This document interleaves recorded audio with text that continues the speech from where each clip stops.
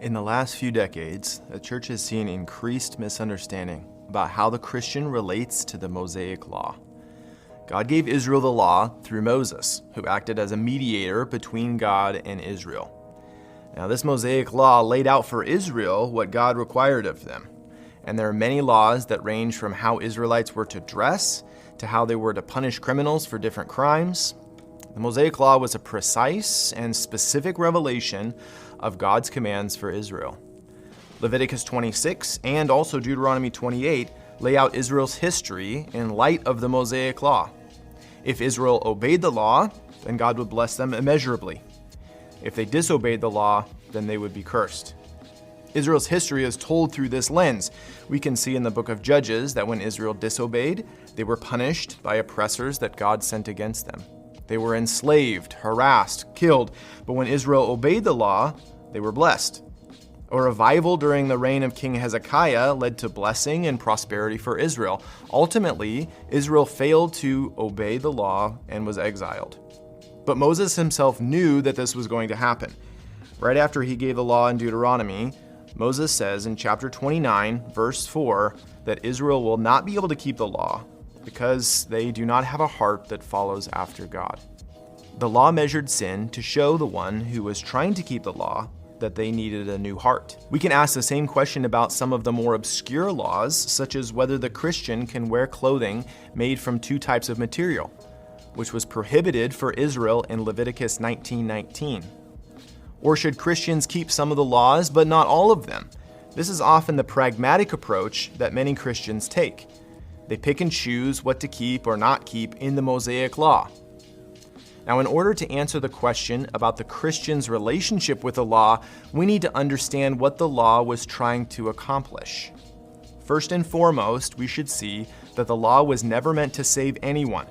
Paul argues in Romans 3:20, by the works of the law, no flesh will be justified in his sight. The Mosaic Law only shows us how we cannot follow God since we have a rebellious heart. The purpose of the law was to show our need. Paul says also in Galatians 3:24, therefore, the law is our tutor to lead us to Christ, so that we may be justified by faith. So we first conclude that the law does not have the power to save, but only to bring condemnation, since it measures us against God's righteous standard, and we are always found wanting. But the law also has a purpose other than just condemnation, and it is this purpose that helps us to understand how the Christian relates to the Mosaic Law. Jesus points out this purpose in his Sermon on the Mount in Matthew chapter 5 through 7. Specifically, in Matthew 5, Jesus uses a phrase again and again. You have heard that it was said, but I say to you. For example, Jesus says, you have heard that it was said, do not murder. But I say to you that anyone who is angry with his brother is subject to judgment.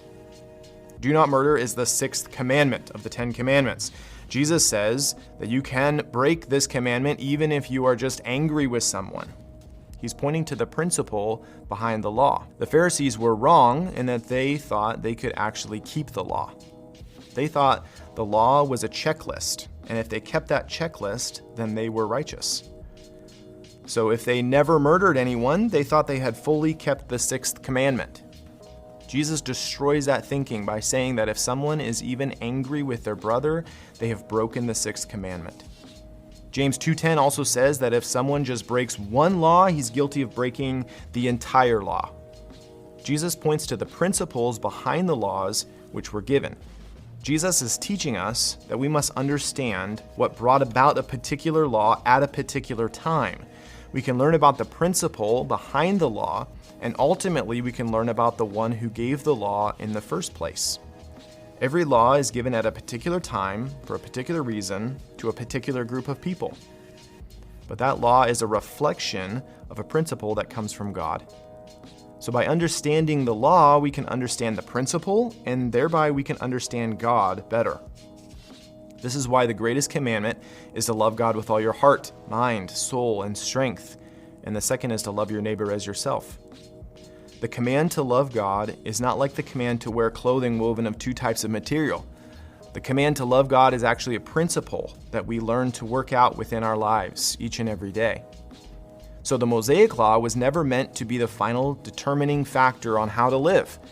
Christ, as the one who perfectly fulfilled the law, shows us that we need to think beyond just the checklist laws of the Old Testament.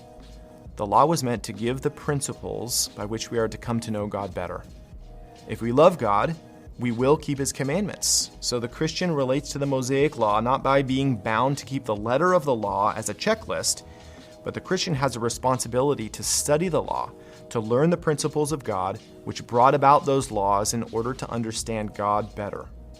The law, which brings condemnation on the unbeliever, sheds light on the nature of God for the believer. This is how David can say in Psalm 119, verse 97, "Oh, how I love your law. It is my meditation all the day."